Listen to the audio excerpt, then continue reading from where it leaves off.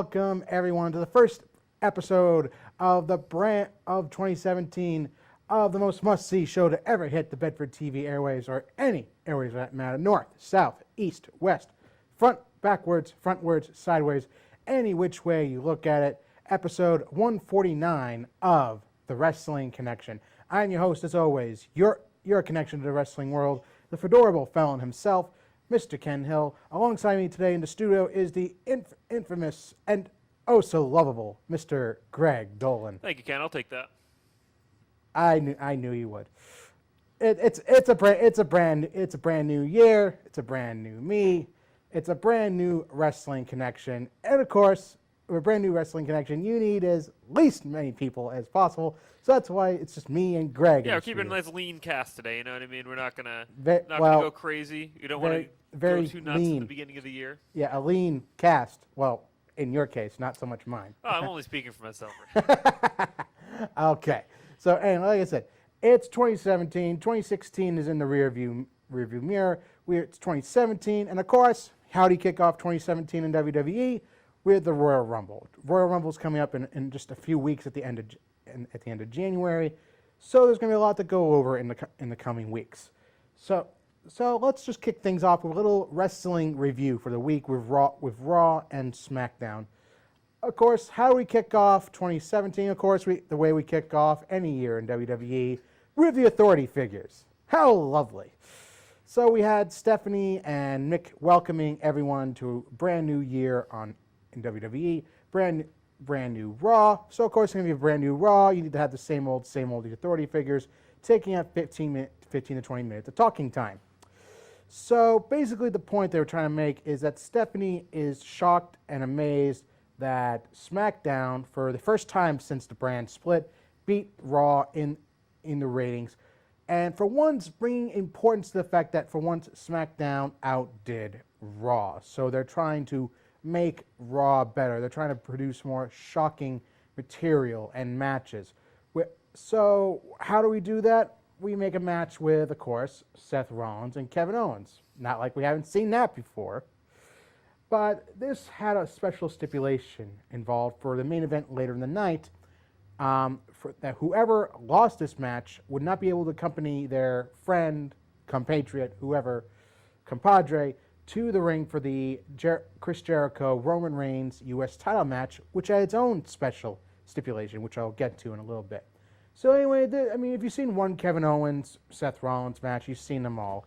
This one had a kind of a very unusual, awkward kind of ending, where Kevin Owens more or less deliberately got himself disqualified, hitting Seth Rollins with a ring bell.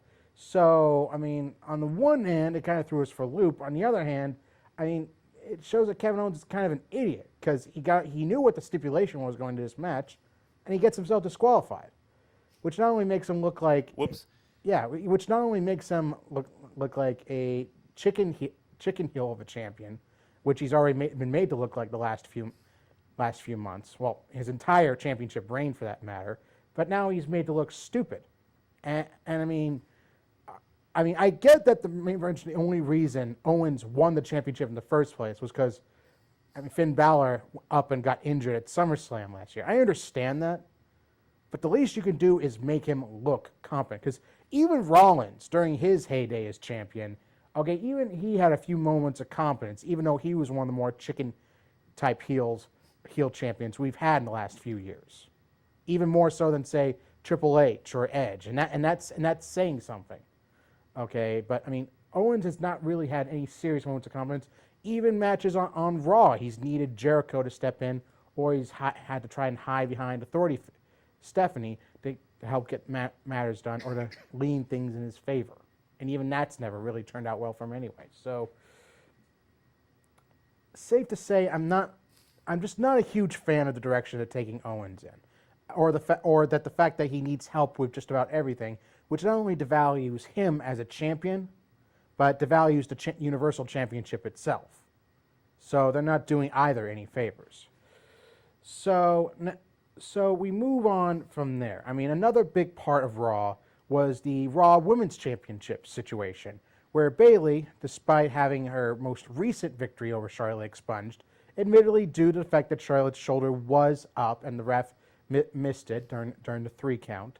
So admittedly, Charlotte did have a point, but the bottom line being that Bayley still had 2 previous victories over Charlotte, which would necessitate her being in the picture for the championship, for the Raw Women's Championship. However, and after making an impassioned speech to Stephanie about how she may not have a famous last name like a Flair or a McMahon, she's here to fight for the championship, and she's not going anywhere.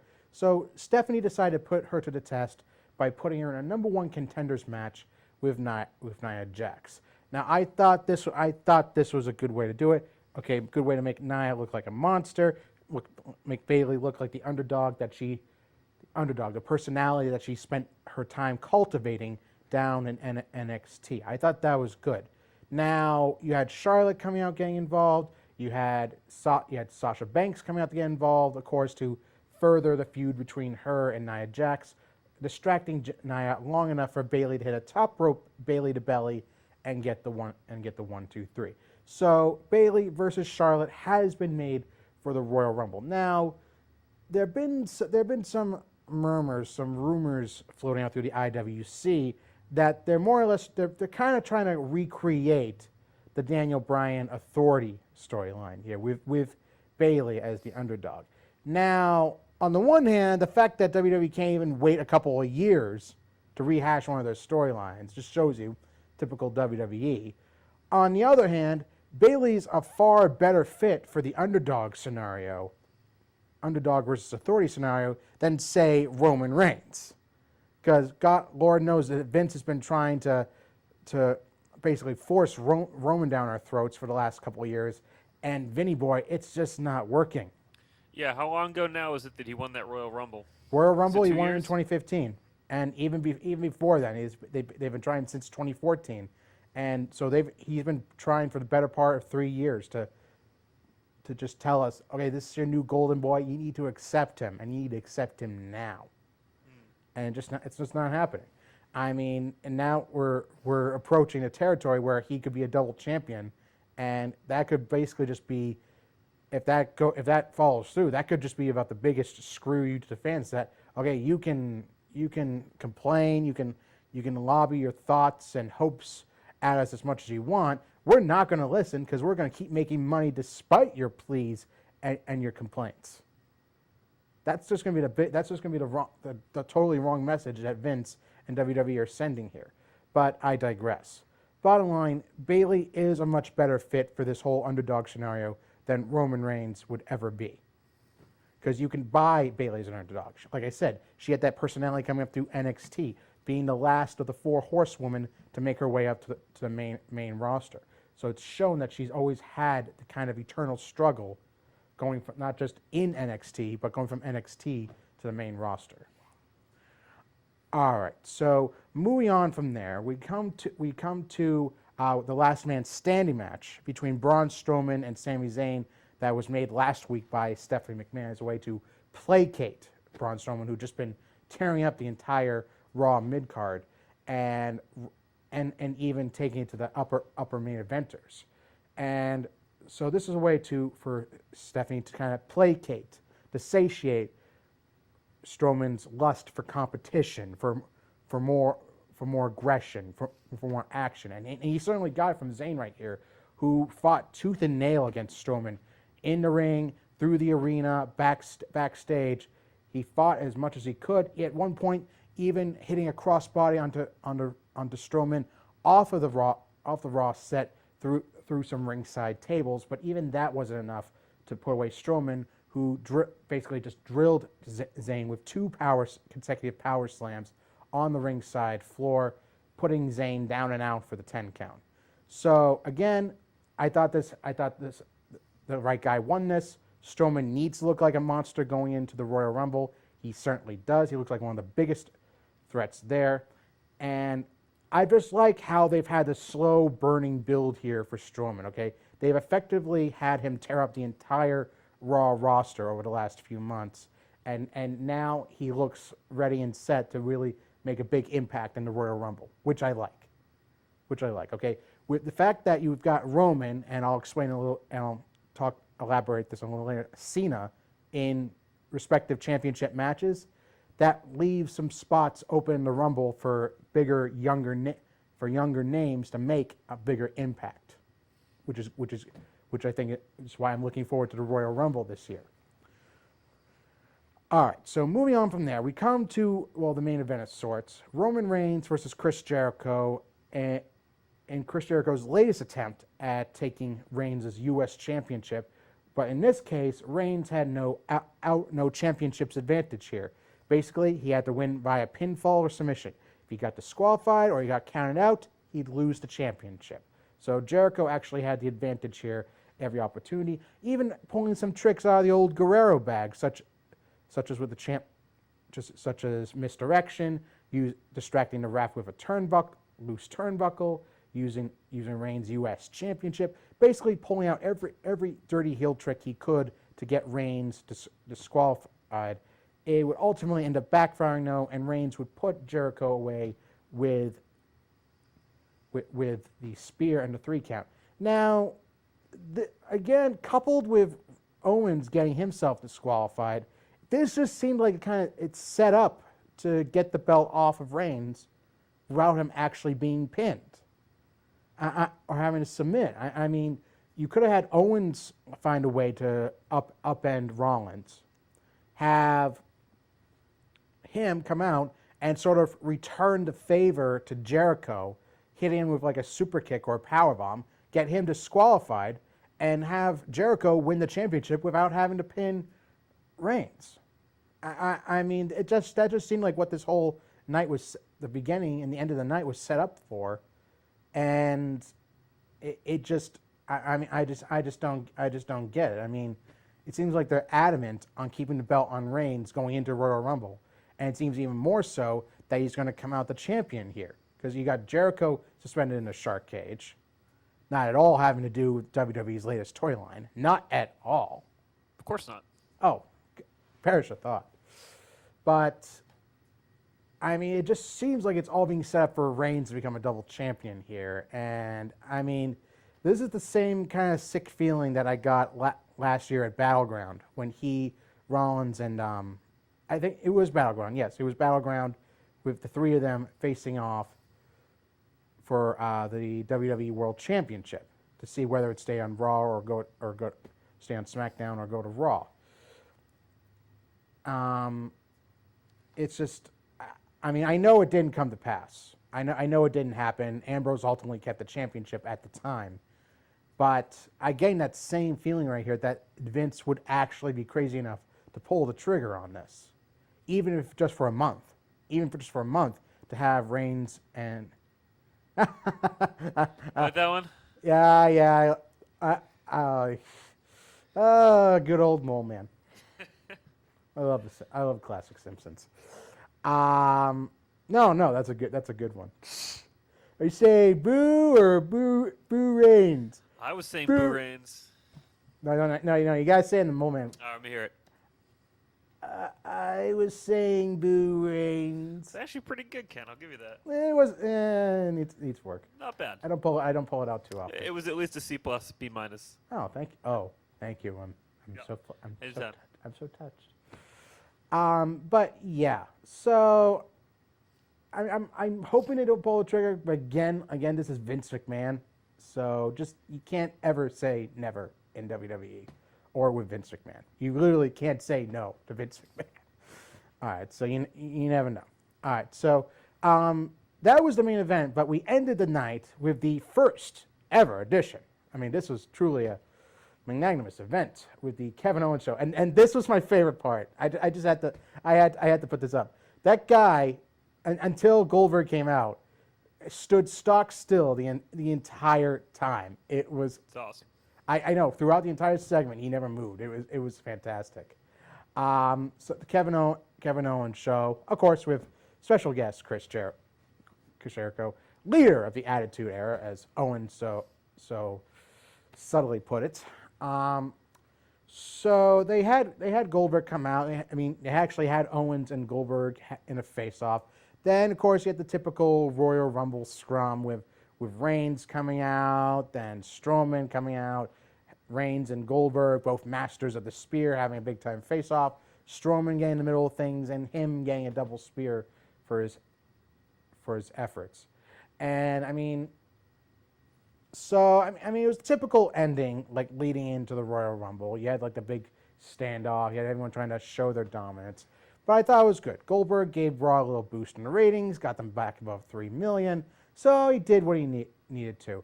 I admit though, my favorite parts of this. One was just Heyman after he came out to proclaim Lesnar was going to dominate, eat, sleep, eliminate, repeat. And as soon as like Reigns and Strowman come out, Heyman's just tuckered away in the corner somewhere, not wanting to get anywhere in any which way involved without Lesnar backing him up. Another was just a double spear from Reigns and Goldberg, just how crisp it looked, just how well they pull off. And even though you may think it's a dig on Strowman and kind of knocking him down a peg after his dominant victory over Zayn, I actually liked it because it showed that it took two of the biggest dudes on the Raw roster to take down Strowman after he's torn apart the entire roster. So I actually did like that. I like that it took two of the biggest guys to take down Strowman. So it still shows you how much of a threat Strowman can be come the Royal Rumble. All right, so now we move on to SmackDown the following night, which kicked things off with of course, Miz, the lovely Miz and Maurice in the ring. Miz proclaiming his New Year's resolution, like any of us ever keep any of those, to be more forgiving, and asked for an apology from Renee Young for slapping the taste out of his mouth from a little while back. Now, he said some more disparaging things about Renee and Dean's recently revealed relationship, which brought out Dean himself. Of course, Miz would park Maurice right in front of Dean while he made his escape, and Maurice slapped the taste out of Dean's mouth. Now, which led to actually a very funny line of Dean saying that Maurice actually hits harder than The Miz ever did. Which I admit was probably Dean's funniest line of 2017, even though, it's only been a couple of days, but that's already his funniest line. He's got lots of time to get a better one in, Oh yeah, he's got like what, 355, 300 something like that, yeah. 360 days. He's got time. All right. So moving on from there. We have American Alpha, who dominated the Fashion Police, or Breezango, or Febreze, or whatever we're calling them at this point, in extremely quick and dominant fashion, looking like the dominant champions that JBL hoped they would be during his stint on Talking Smack last week. Basically, just come out, take names, kick butt, and dominate, and they did right here. Then you had the new Wyatt family come in to basically say they're going to take back what's rightfully theirs, what they never truly lost, and so basically we got the rematch set up for next week. Now, what was interesting about this was that it seemed like that Harper was going to do the typical ending of the Wyatt segment, with the whole run dealie, only for Orton to do that himself. So I like that. It's subtle, but it continues to sow the seeds of dissension between Harper and Orton and Wyatt. Maybe that Orton and Wyatt will remain a team themselves, or basically that Orton's trying to split up the entirety of the Wyatt family. So, any way you look at it, it's good. It keeps the ball rolling for the Wyatt family and sets up the rematch for next week, depending on who will represent the Wyatt family, whether it be Orton and Harper or Orton and Wyatt. If it's Orton and Wyatt, we could certainly expect a title change just to prove the point that, okay, Harper is the weak link right here. That would be interesting if they went that route, but we'll see come next week. Now, moving on from there, we had Baron Corbin versus Dolph Ziggler. This actually opened the show for SmackDown, or Ziggler and Corbin did a very competitive, high-impact match that ultimately ended when Ziggler, coming off of Corbin kicking out the zigzag, very rarely seen out of anyone hit by the zigzag, tried to go for a super kick, only to get countered into the end of days. Corbin picking up the clean win and continuing his dominant role into the Royal Rumble. So So, I mean, that's what I like. You've got two big-time threats, one for Raw and Braun Strowman, one for SmackDown and Baron Corbin, who made his intentions known, announcing himself as the first SmackDown entrant into the Royal Rumble, alongside Raw's Jericho, Strowman, the New Day, Goldberg, and Lesnar. So, Corbin already making news, already making waves on the SmackDown front. Now, Corbin would try to increase it, add insult to injury on Ziggler with a steel chair. Kalisto, a former rival of Corbin's, tried to come out and ward him off, successfully doing so. However, Ziggler did not take too kindly to having Kalisto having to save him, and rewarded Kalisto with a oh so lovely super kick. Found it. Yep. So this right here, I mean, Greg, you and I talked about this going into the end of 2016, how it just seemed like they're building towards Ziggler, kind of like, having like a big time break, making a heel turn, just out of his frustration over his feud, over his failed pursuits of the Intercontinental and in this case WWE Championship. Yeah.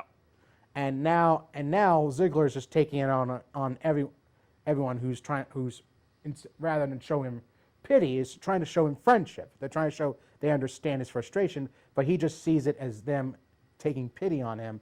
And he says he's never needed anyone's help. He's never needed pity. He's never needed. Yeah, and I'll say one good way to show people you don't need their pity is just to kick them right in the face, Exactly, and the crowd loved this. The crowd ate it up. They love this new change in Ziggler's attitude. So that tells you right there that this was something that was, I think, a little bit overdue. I'm surprised they held off on this as long as they did. You would think that, I mean, following him losing to Miz, that we would have seen this change come sooner, but I guess they were just kind of like trying to simmer it. They were trying to wait until things were finally boiling over, until pulling the trigger and have Ziggler turn heel. And now we got a new interesting wrinkle as far as Ziggler goes. Just what will he do next? We saw that he was mixing things up with Kalisto and as well as Apollo Crews. So we can look forward to some very entertaining athletic matches between a newly heel Ziggler and Crews and Kalisto. Something we can look forward to going into and past the Royal Rumble. Truth. All right, because I mean, let's face facts. I mean, you need new heels. I mean, you got the Wyatts. Yeah, those shoes are worn out, Yeah, you got the Wyatts tangled up in the tag team division. You got Orton tangled up in the tag team division. You've got, I mean, yes, you got AJ Styles and Corbin, but you have Miz too, but you need like one more. You need to kind of like balance things out here because it was still an uneven face to heel ratio. So now you've got Ziggler on there. So it'll be interesting to see the dynamic Ziggler's got going into with Styles or Corbin or even Miz, and on the flip side with Crews, with Kalisto, and possibly even Ambrose. Because you have to remember, going all the way back to SummerSlam, Ambrose was really the one who got Ziggler's dark side, who really got that descent into the dark side going, pointing out that Ziggler can't handle the pressure. Ziggler is all show and no go, as Ambrose put it. So we'll see now, is this new Ziggler the same as the old Ziggler? Is he all show and no go, or will we see a new aggression that leads to bigger and better things? We'll have to wait and see. All right. So now we have this. Now we have the main event. We have Ambrose versus Miz for the Intercontinental Championship. Once again, the Intercontinental title in the main event. In the main event, which I liked, which I really liked. This was just, I mean, this is a great match between these two. Miz, I think Miz has gone to that level where he can really pull off an effective match with just about anyone, and he showed that right here with Ambrose. Had a great back and forth with these two, plenty of fun near falls. You had moments where it seemed like Miz was going to get disqualified with Maurice getting involved and using the championship. And it seemed like that, and you even had Ambrose begging off a disqualification when the ref was about to disqualify Miz and Maurice getting involved, but Ambrose begged him not to, waved it off. I like that. It added a bit of realism to the match. Ambrose actually begging not for a disqualification, and it paying off, because now then we see Ambrose hitting the dirty deeds at long last on Miz and getting comeuppance for himself and for Renee Young. So then on Smack Talk, on Talking Smack, we just had a complete. I mean, you had to see this to believe it. I mean, if you thought Miz's promo against Miz was something behold from a few months ago, Miz has a complete meltdown on here, basically saying, "Okay, I should have been disqualified, but Ambrose begged off the match. He begged, even though he should have let the ref do his job and disqualify Miz for Maurice's involvement." Then he just goes off on Daniel. He goes off on Renee. He just goes absolutely postal here, and it just shows that Miz cares enough about who he is, about his character, about his championship, about being a champion, and just like, I'm starting to think that 2017 could truly be a hallmark year for Miz, just from this one promo. We've seen that Miz is probably the best, well-rounded character on going on SmackDown right now. That's what I gotta say. I didn't get a photo for this, but between Miz and AJ Styles promo from this past week, railing against John Cena, just for the fact that Cena is truly just like The Rock, except whereas Cena's not better than The Rock when it comes to Hollywood, just like Cena's not better than Styles when it comes to wrestling. Styles, if you watch TNA, if you watch Impact Wrestling, he wasn't known for his promos. AJ was known more for being one of those spot jockeys, for flying around the ring, doing springboards, and not being known for his promo skills. And since coming to WWE, his mic skills have gone above and beyond. They've been unbelievable. So if you have a chance, check out AJ's promo from this past week. He really nails it. And as Becky Lynch would put it, it was straight fire. It was pure straight fire coming from both AJ and Cena, which makes me really interested for their match come Royal Rumble. I'm really looking forward to it. All right, so before we sign off on the show for today, a little bit of dirt sheet dilemma right here. WWE's got a new post talk show program called Bring It to the Table, which is, if you've seen ESPN's Pardon the Interruption, it's pretty much like that. The graphics look a lot like it. Exactly. I mean, you got this guy Mark Anderson, the host. You've got Paul Heyman, who basically serves as the insider voice, ridiculing the marks, the wrestling fans, for knowing more than they actually do. And you got JBL, who more or less toes the company line. He just puts it on the table, explains exactly why things are the way they are in WWE. One such example was taking Raw back to 2 hours, whereas JBL would explain, for example, that okay, it's more of a financial thing. There's more to be made with Raw being 3 hours than 2 hours, and Heyman basically just ridiculing the fans for saying, "Oh, ha ha ha! You think you think you know what's good for WWE, but you really don't." Now, on the one hand, I like that it's kind of like insider talk right here, but making fun of the fans, ridiculing the fans, isn't groundbreaking. Okay, WWE's put out material like this before. If you watch the Edge and Christian show, it basically did the same thing. It took everything that wrestling fans complain about and made a parody out of it.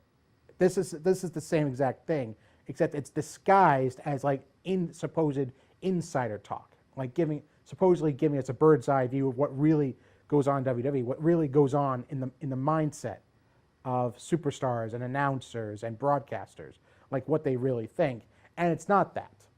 So it's an interesting take. I mean, we're sure to have different. I'm sure, just from the way Heyman talked, we're sure to have different people, different personalities on each week. But I also don't think people should get their hopes up that this is going to be anything groundbreaking. We're not going to be getting an inside view. They're not going to be spilling all their secrets. You know there's a script here, and you know they're going to have people put on this show that are not going to deviate very far from said script. So I'm just saying that right now. It's an interesting concept. I personally like it because it's kind of like I said, it's like, pardon the interruption, it's kind of like what we do. It's kind of like what we do on here. We like to talk about various facets of WWE to the best of our ability, and at least we're honest with you about it, okay? We're not professionals. We try to deliver it to you the best way we can, so we're not going to lie to you, but it seems like that's what WWE is trying to do here, disguise what they say as insider talk, while it's more or less just saying, haha, we know something you don't know, and we're not going to tell you. That's what it more or less feels like. I mean, Greg, I know we need to sign off in a minute, but honestly, what do you feel about this? What do you feel about like them having like a PTI style show? You know, as an outsider to wrestling, someone who's not a huge fan, I do think it's actually a decent idea, just because it maybe it'll break into a different audience, people who like following as much or more than they like actually watching the events. Like, I'm interested to hear what happens and to hear what people are saying, but honestly, I don't have the time to sit down and watch. So something like this for me is like, hey, this isn't a bad idea, you know? All right, so you feel like this is more meant for people who like take a cursory glance at wrestling. I mean, that's, at least for me, that's what I would think. I would think if I was watching this, and it would be a good way to catch up, kind of like your show. It's a good way to catch up quickly, see what's going on, get some takes on it without having to give the full commitment of watching the show every week. Maybe just keep up to date and watch the pay-per-views. My thoughts exactly. All right, so there's that, and so we'll be keeping an eye on that. See what kind of material that show puts out over the next few weeks, and see like if they just stick strictly to the script, or if there's something more to it that will appeal to, like you said, to the non-wrestling fan, or just to wrestling fans in general, whether deeply involved or not. Okay, so that is all for episode 149 this week. Next week will be the big 150. Woo! It'll be officially 3 years. 3 years we've been. It's crazy. 3 year song. It's gonna be crazy. Hopefully we'll have everyone on hand in the studio. Celebrate the big 150. Yeah, Ken, I haven't told you this yet, but that Friday I think we're doing a studio mini marathon. Really? So we'll have a full house. We're gonna go 11 to 7. We're gonna be live all day. So you'll be in the middle of that. So hopefully we'll have a nice little crew here doing some other shows. People can stick around, maybe contribute a little bit. I'm looking forward to that. So don't forget about that, folks. Look, another studio mini marathon going on next Friday. You said 11 to 7. So 11 to 7. Yeah, we'll start in the morning. We'll go live Facebook, YouTube, and on Comcast Channel 8, Verizon 38, and we'll be on all day. Should be fun. All right, so keep an eye out for that, Bedford TV fans. 11 to 7, studio mini marathon, and the Wrestling Connection on, as always, at 3 p.m. sharp. All right, so for Greg Dolan, I am Ken Hill of the Wrestling Connection, reminding you, as always, to be connected, get connected, stay connected. See you all next week for 150. Times to ignore it. It's some things that I'm supposed to be. Someday we'll find it. The Wrestling Connection. The lovers, the dreamers, and me. La da da dee da da doo. Da da da da.